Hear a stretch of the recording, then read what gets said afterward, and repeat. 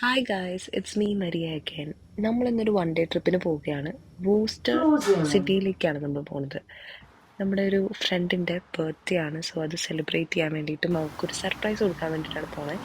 So നമുക്ക് surprise gift കുറച്ച് മേടിക്കാനുണ്ട്. So പ്രൈമാർക്കിൽ പോയി പിന്നെ അവിടുത്തെ സാറയിലും അങ്ങനെ കുറച്ച് ഷോപ്സിലൊക്കെ കയറി കുറച്ച് ഗിഫ്റ്റൊക്കെ മേടിച്ച് നമ്മൾ നേരെ ട്രെയിൻ സ്റ്റേഷനിൽ ചെന്നു. ഇതാണ് നമ്മുടെ ട്രെയിൻ. സോ നമുക്ക് ഇവിടെ നിന്ന് റെഡിങ്ങിലേക്കും റെഡിങ്ങിൽ നിന്ന് വൂസ്റ്റർ സിറ്റിയിലേക്കാണ് ട്രെയിൻ. റെഡിങ്ങിൽ ഒരു 22 മിനിറ്റ്സ് ചേഞ്ച് കാണിക്കുന്നുണ്ടായിരുന്നു. നേരെ റെഡിങ്ങിലേക്ക് വെച്ച് പിടിച്ചു. ഇതാണ് റെഡിങ് റെയിൽവേ സ്റ്റേഷൻ. സോ അവിടെ ചെന്നു കുറച്ച് ഫുഡ് മേടിച്ച് കയ്യിൽ പിടിച്ചു, കാരണം നന്നായിട്ട് വിശക്കുന്നുണ്ടായിരുന്നു. അപ്പോഴേക്കും നമ്മുടെ ട്രെയിൻ വന്നു. ഗാറ്റ്വിക്ക് എയർപോർട്ടിലേക്കുള്ള ട്രെയിനായിരുന്നു. സോ നേരെ അതിൽ കയറി. പിന്നെ ഒരു ഡിഡ്കോട്ടൊക്കെ എത്തിയപ്പോഴേക്കും എനിക്ക് നന്നായിട്ട് വിശന്നു കേട്ടോ. ഞാനൊരു ആപ്പ് കഴിച്ച് കുറച്ച് നേരം റെസ്റ്റ് ചെയ്തു. എന്നിട്ട് കുറച്ച് പച്ചപ്പും ഹരിതാപയൊക്കെ ആസ്വദിച്ച് നമ്മൾ പുറത്തേക്കൊക്കെ നോക്കി കുറച്ച് നേരം ഇരുന്നു. കുറച്ച് സൂര്യകാന്തി പൂവൊക്കെ കണ്ടു കേട്ടോ. പിന്നെ അവിടെ എത്തി കുറച്ച് ഫ്ലവേഴ്സൊക്കെ മേടിച്ചിട്ടുണ്ടായിരുന്നു. സോ അവൾ സർപ്രൈസ് ചെയ്യിപ്പിച്ചു.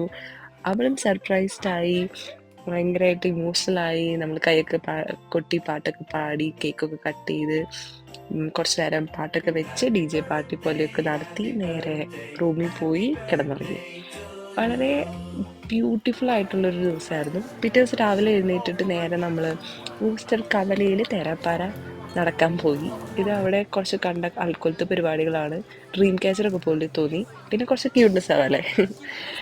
അത് കഴിഞ്ഞ് നമുക്ക് വഴിയിൽ കുറച്ച് പള്ളിപ്പെരുന്നാളിൽ കൊടുക്കാൻ വെച്ചിരിക്കുന്ന ബലൂൺസ് പോലത്തെ കുറച്ച് സാധനങ്ങൾ അവിടെ കണ്ടു, ഡോറ ബുജിയൊക്കെ പോലത്തെ. പിന്നെ നമ്മൾ പോയത് സെൻറ്റ് ആൻഡ്രൂസ് ഗാർഡനിലാണ്. അവിടെ പോയി വീഡിയോസും ഫോട്ടോസും ഒക്കെ എടുത്ത് നേരെ വെച്ച് വിട്ടത് റിവർ സെവറിലേക്ക്. അപ്പോഴാണ് അവിടെ കുറച്ച് വിരുന്നാരെ കണ്ടത്. കഴിഞ്ഞ തവണ ഞാൻ അവിടെ വന്നപ്പോൾ ഈ വിരുന്നുകാർ ഇവിടെ ഉണ്ടായിരുന്നില്ല കേട്ടോ. കുറച്ച് അറിയുന്നങ്ങളൊക്കെ ആയിരുന്നു. പിന്നെ അവരെ കണ്ട് കുറച്ച് നേരം ഇങ്ങനെ നോക്കിയിരുന്ന് അത് കുറച്ച് വീഡിയോസ് എടുത്ത് ഭയങ്കര പീസ്ഫുള്ളായിട്ട് നമ്മൾ നേരെ പോയത് ഒരു പ്രത്യേക സ്ഥലത്തേക്കാണ്, നമ്മുടെ വൂസ്റ്റർ കത്തീഡ്രലിലേക്കാണ്. വളരെ സ്പെഷ്യാലിറ്റിയും അതുപോലെ ഭയങ്കര ബ്യൂട്ടിഫുൾ ആയിട്ടൊരു കത്തീഡ്രലാണ് വൂസ്റ്റർ കത്തീഡ്രൽ. അതിന് ഒരു പ്രത്യേക ഇംഗ്ലീഷ് ഒരു മിഡീവൽ കത്തീഡ്രലിൻ്റെ സവിശേഷതകൾ നമുക്ക് കാണാൻ പറ്റും. സാലിസ്ബറിയിലും ലിങ്കണിലൊക്കെ പോലത്തെ ഇംഗ്ലീഷ് കത്തീഡ്രൽ പോലെ സിമിലർ ആയിട്ടാണ് ഇവിടെയും ബിൽഡ് ചെയ്തേക്കുന്നത്. ഇതിൻ്റെ ഏറ്റവും സ്പെഷ്യാലിറ്റി എന്ന് പറയുന്നത് നോർത്ത് സൈഡിൽ ഇതിനൊരു എൻട്രൻസ് പോർച്ച് ഉണ്ട്. അതെന്ന് പറയുന്നത് മോഡേൺ സ്വിംഗ് ഡോർസ് ഒക്കെ ഇൻസ്റ്റലേഷൻ ചെയ്യുന്നതിനെക്കാട്ടി മുൻപ് ഡ്രൗട്ട് വരാതിരിക്കാൻ വേണ്ടിയിട്ട് ഡിസൈൻ ചെയ്തേക്കുന്ന ഒരു സ്പെഷ്യൽ ഫീച്ചറാണത്. പിന്നെ റിവർ സവേണിന് പെർപെൻഡിക്കുലർ ആയിട്ടാണ് ഇതിൻ്റെ ടവർ ബിൽഡ് ചെയ്തേക്കുന്നത്.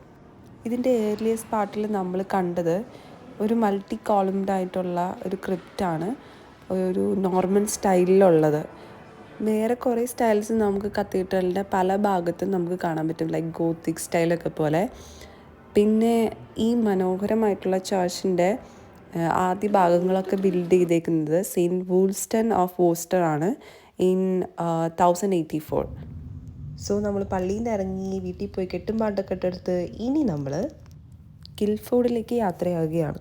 അപ്പോൾ വഴിയിൽ കുറച്ച് വീഡിയോസാണ് ഞങ്ങളിപ്പോൾ കണ്ടുകൊണ്ടിരിക്കുന്നത്. എന്നിട്ട് ആ ഫ്രണ്ട്സ് എന്നെ റെയിൽവേ സ്റ്റേഷനിൽ ഡ്രോപ്പ് ചെയ്തു. ഞാൻ തിരിച്ച് ആദ്യം റെഡിങ്ങിലേക്കാണ് ചേഞ്ച് വരുന്നത്. എഗെയിൻ 22 മിനിറ്റ്സ് ആണ്. സോ വഴിയിൽ പിന്നെയും പച്ചപ്പും ഹരിതാപയും. റെഡിങ് ഒരു സിറ്റി മോഡലാട്ടോ.